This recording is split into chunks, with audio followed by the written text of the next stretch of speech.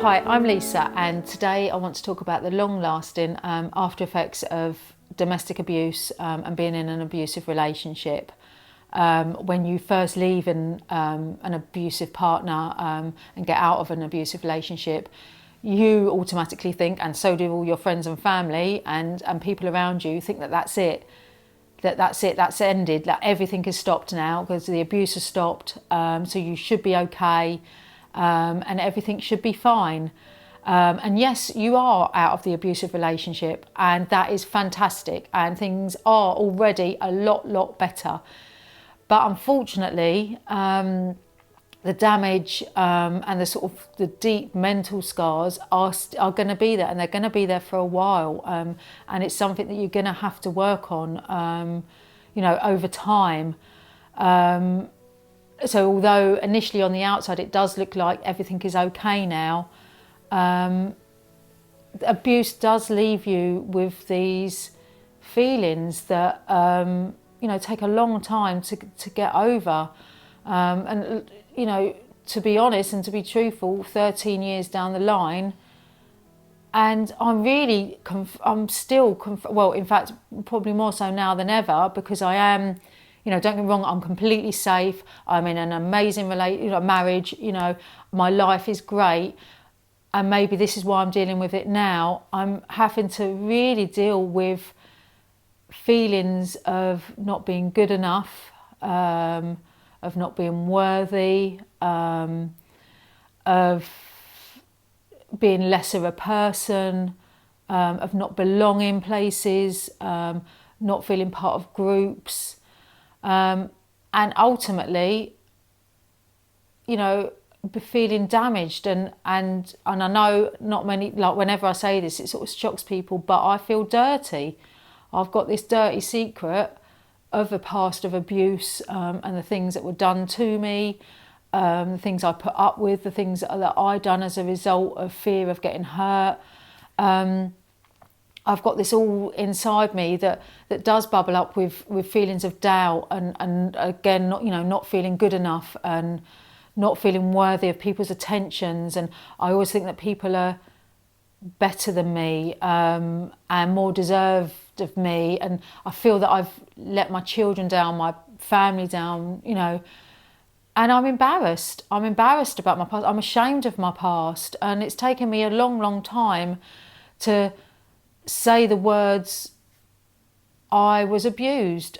I've been able to talk about the abuse for a long time. I've been very open about what happened to me and my trips to the refuges and things in my life. But I've never been able, apart until the last few months, and I mean, you think this is 13 years later, I've not been able to say I was abused. And I was abused in awful ways, for 9 years. And my son was abused, unfortunately. And the feelings that leaves you with can be debilitating until you recognise them for what they are and deal with them.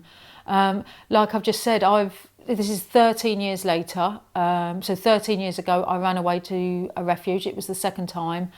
And this time it was for good. I knew it was going to be for good. And my life is fantastic. I've got a husband that loves me, that respects me, that cares for me, that supports me, that compliments me all the time. I have my freedom. I've got my kids. I've got a fantastic relationship with my children and my family.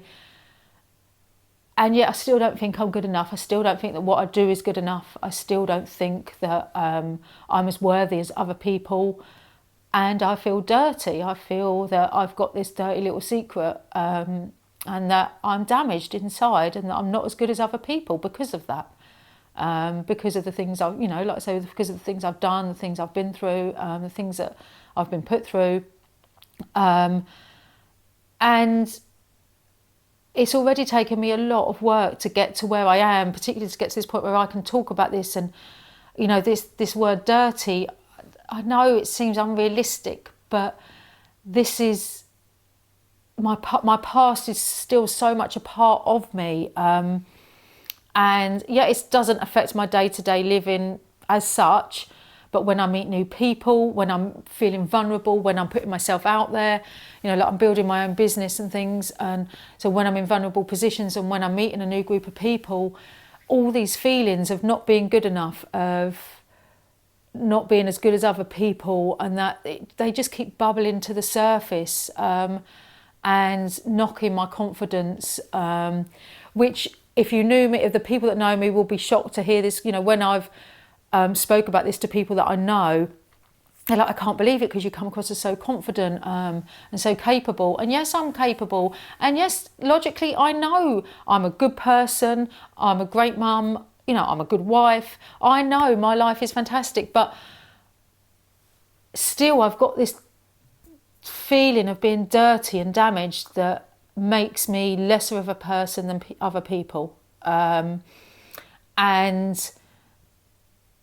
it's taking a lot of my efforts and energy to get through this, and to make me feel on a level with everybody else, and to the point where sometimes I think, because the reason I've always been so open about my past is almost because I almost need to know that people know my whole story in order to make a correct judgment about me. Because what if somebody meets me and likes me,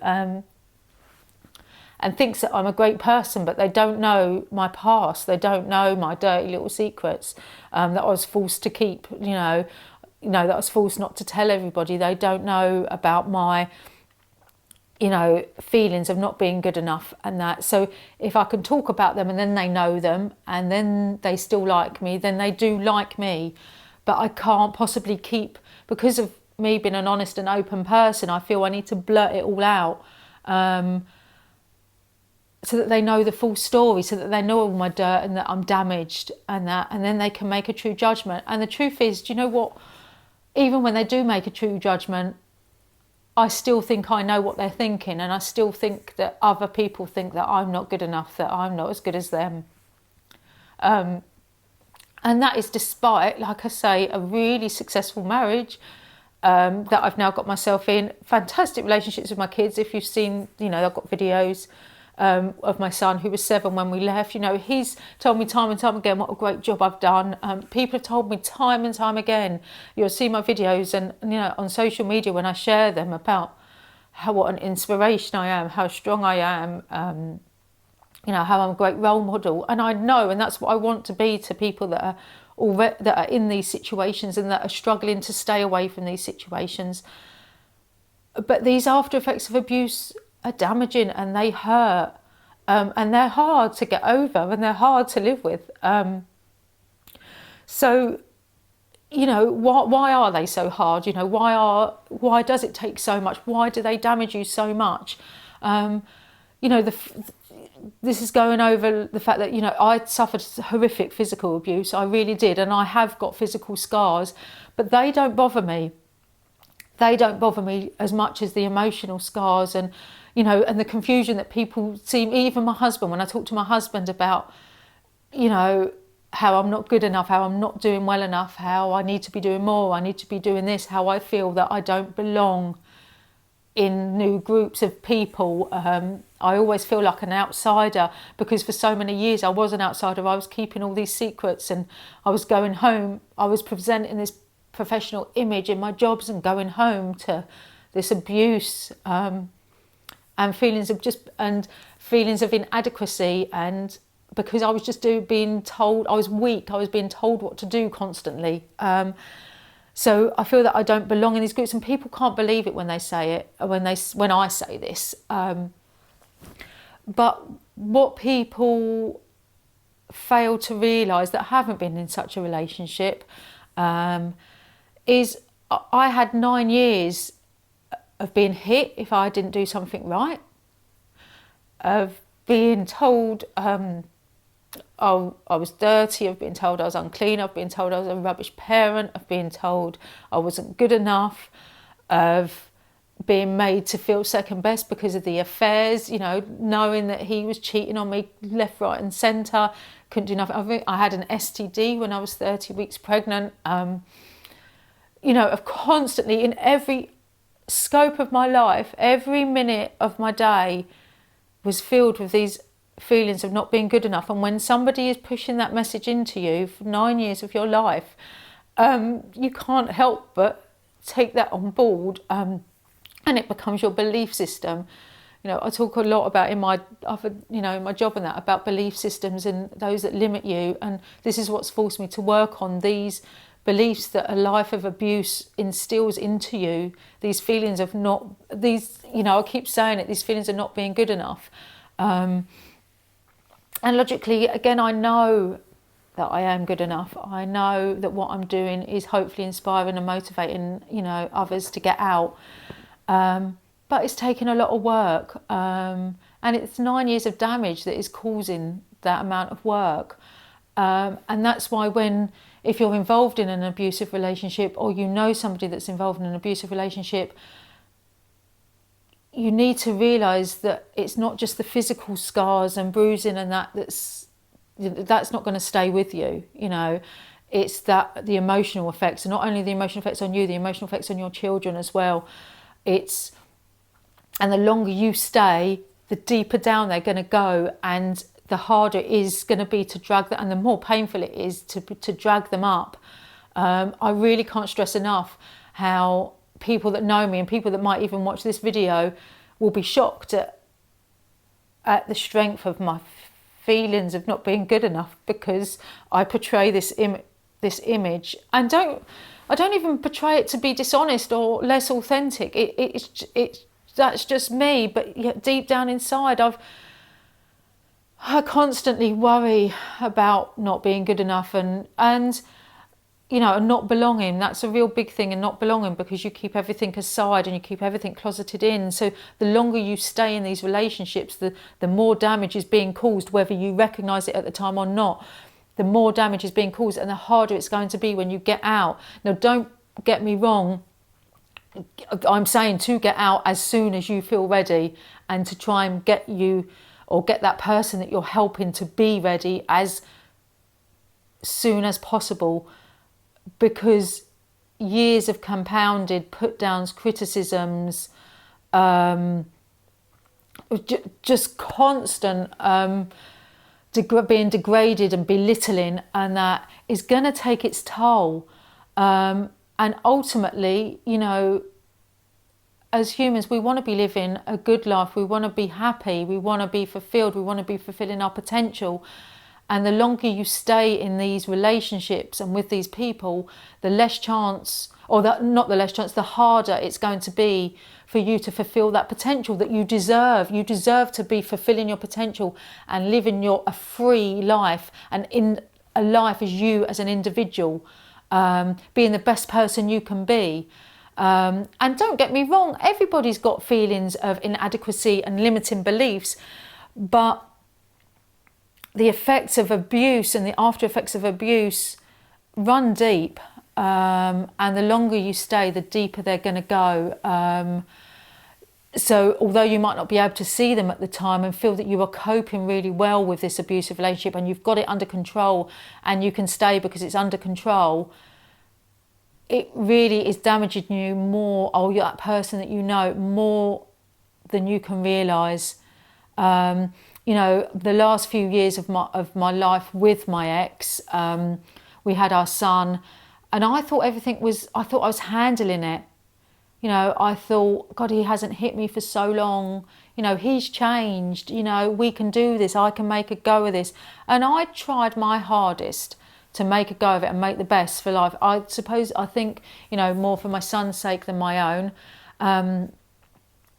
But being out of it for as long as I have, you realise that it wasn't, I wasn't in control. I'd just given in to control. And that in itself is as damaging as being hit to stay in control. The cycle of violence that keeps you in control is a very physical representation of what's going on. But the danger lies in when you haven't got that physical representation, so you can't logically sort of rationalise it. You've got these niggles, you're doing things that you're not really comfortable with, you feel rubbish. He or she has made you feel rubbish, and that you're constantly feeling rubbish, but you can't put your finger on it and label it as abuse. it is abuse and it is damaging you, it is hurting you more than you can realise. So you need to get out and remove yourself from that as soon as possible so that you can work on yourself. You can work on the relationship with yourself, on the relationship with your kids, self-love, which I know self-love's, self-belief, self-worth. You need to be working on them as soon as possible so that you can fulfill the potential and live the life that you deserve to live, that you are worthy of. Like, we are all worthy of a fantastic life, of being really happy, of being in love, of being cared for, of being supported, and most importantly, of loving, respecting yourself. That's where you need to start, and you need to start that as soon as possible, because the longer you go on, the harder it's going to be to leave. You should still leave, obviously, but the harder it will be, and the deeper down the scars, and the harder it is to get over these feelings of self-doubt. And I wouldn't want this as much. I don't want to feel sorry for myself. I'm not feeling sorry for myself because I've got a fantastic life, but the feelings that come from abuse and the damage and I keep saying this word dirty because I've only just sort of really recognised it in myself. I wouldn't wish this on anyone because it's hard. It's hard to get over, and this is 13 bloody years down the line. It's long. I've been away from him longer. I've not even heard from him or spoken to him for over 10 years.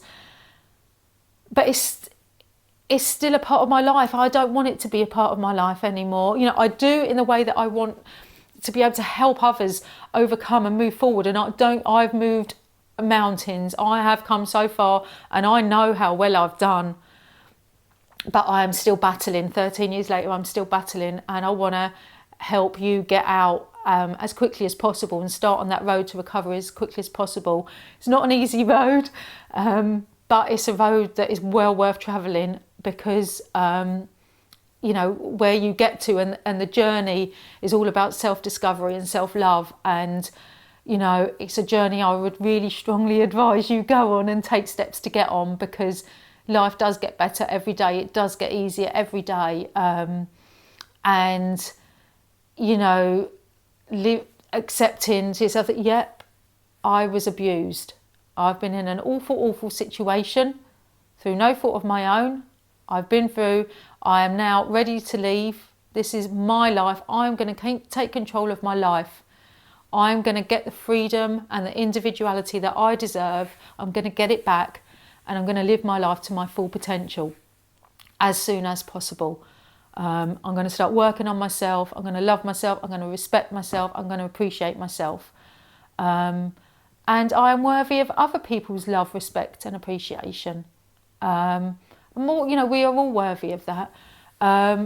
So get going on this road to recovery. Get yourself on this road to recovery as soon as possible, because it is a very long road, but it is really worth doing. The other option of staying is not an option. That road you're not going to take. The road to recovery is the only road that you should be thinking of. And yeah, it gets easier. It gets easier, and I'll work through my feelings and hopefully help other people work through their feelings, and get us to where we should all be. Get us to all where we should be, living our full potential and living a life of freedom, happiness, and love and support. And that's it. Thanks a lot. Thanks for listening.